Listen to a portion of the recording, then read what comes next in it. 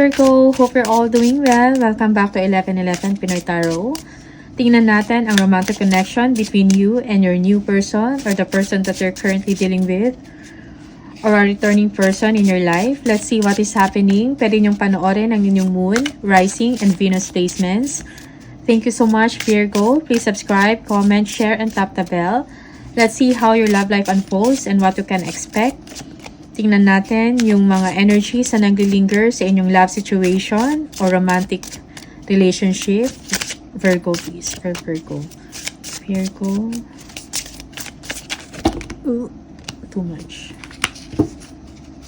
Virgo. Energies for Virgo.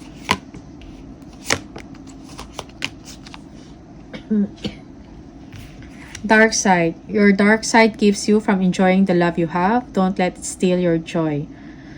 Okay, marami kayong iniisip. Maybe you are thinking negatively. Okay, merong mga pagdududa. Marami kayong iniisip kapag kayo ay nag-iisa. You are not enjoying the relationship kasi puro negative. Ang iniisip sa person. Mechanical, going through the motions, check out routine. Okay.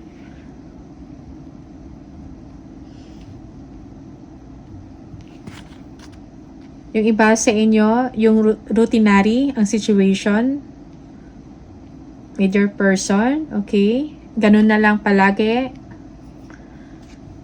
Parang walang pagbabago, walang surprises, walang something new in the relationship.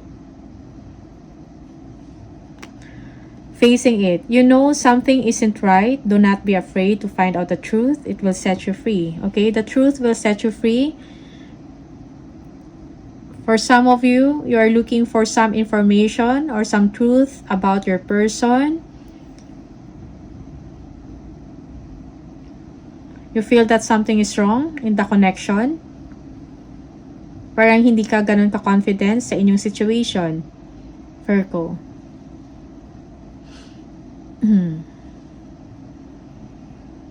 Let's see. Let's see the energies from the tarot. Messages please from Virgo. Virgo. Messages. Virgo.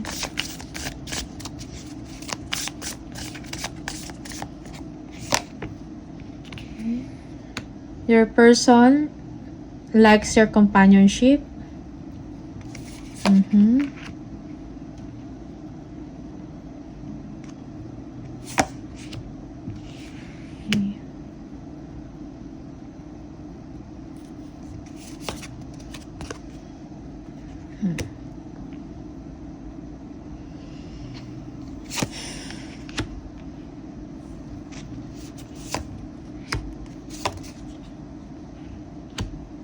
Okay.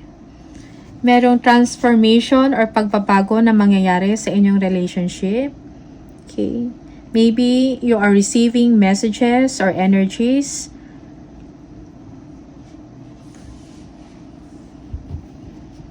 from your person. Okay. There is fear, insecurities. Follow your intuition. Listen to your intuition, Virgo.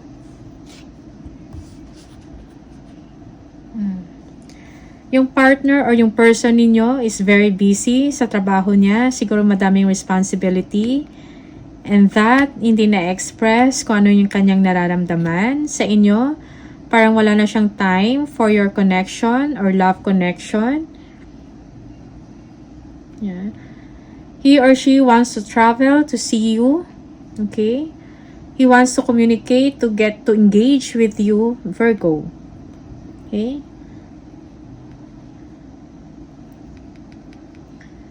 Gusto niyang lumabas to see you, wants to date you, wants to spend time with you, Virgo. Masaya ang person ninyo sa inyo.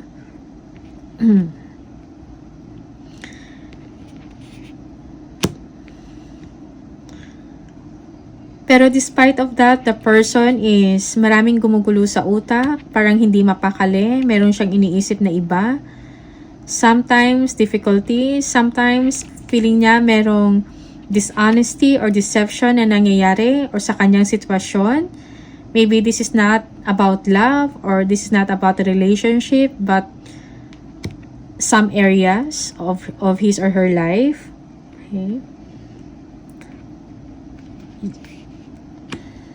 The relationship is worth fighting for.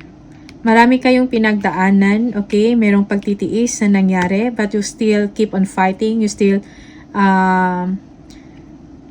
You're still believing in your relationship or sa sitwasyon ninyo.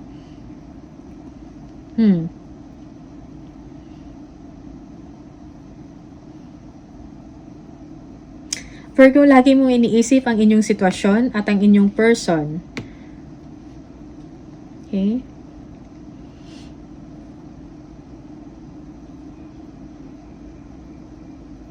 Pagmumuni-muni. Kailan kaya kayo ulit magkikita? Kailan magko-communicate? Okay? 8 of Wands is also travel or flights. Maybe you're thinking about this to see him or her.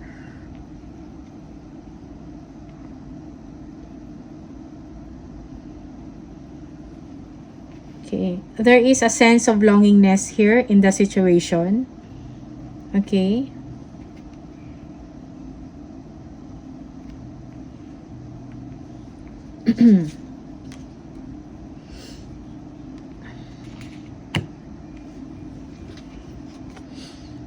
Fear, insecurities about the situation.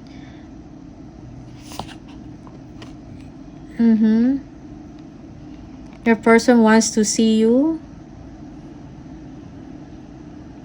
Okay.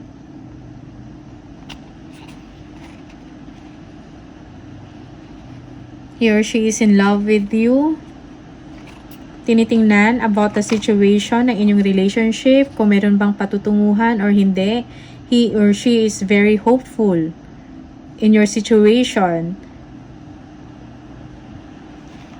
Ginogrow niya rin ang kanyang mga finances. Okay, Pentacles. He's thinking about his career or trabaho. Okay. Your person wants to have an abundant time with you, Virgo. Wants some things or do things, something creative with you. Okay.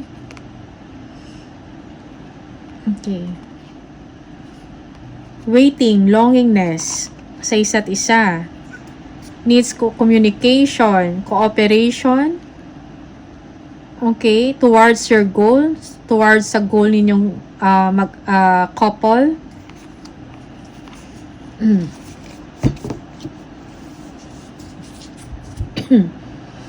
Huwag mag-give up, Virgo. Everything will be okay in due time.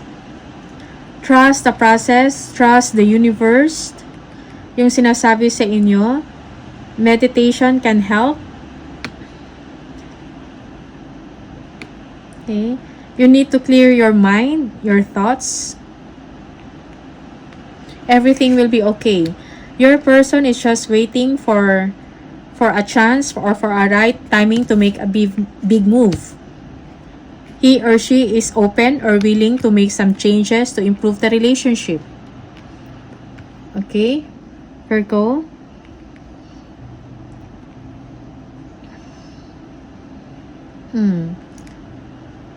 So, parang sa ngayon, nag-overthink, ang daming iniisip ang inyong person. Parang hindi siya mapakali. He or she needs to clear his mind or her mind. The person, there is a sense of longingness, okay, and insecurities. In due time, it will be okay. Meditation and prayers, and have faith in the situation.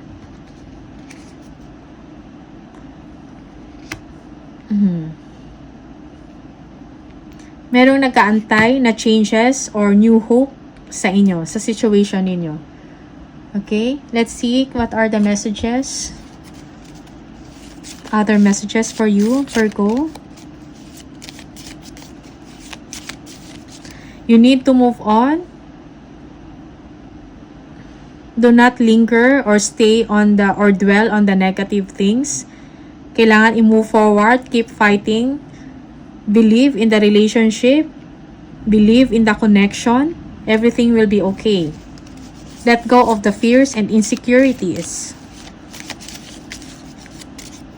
Let's see kung ano pa yung mga messages for you, Virgo. Ooh. Close your eyes and tell yourself that you deserve to feel joyful. You can allow joy into your life regardless of the circumstances you currently find yourself in. Okay. You deserve to feel joyful. Okay. So, let go of insecurities and fears. Let go of negative thoughts. Change will come for the better. Forgiveness. Stop focusing your energy on past events, for life is too precious to waste. You create your reality by what you think, dream, and imagine. Okay. Merong sense of longingness, okay? Maybe your person misses you. Nami-miss niya yung company ninyo.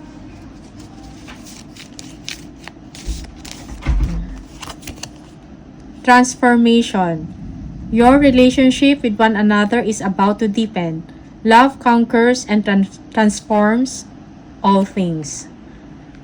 Okay, so that's the message for you. Thank you so much for watching. See you on the next video. Bye.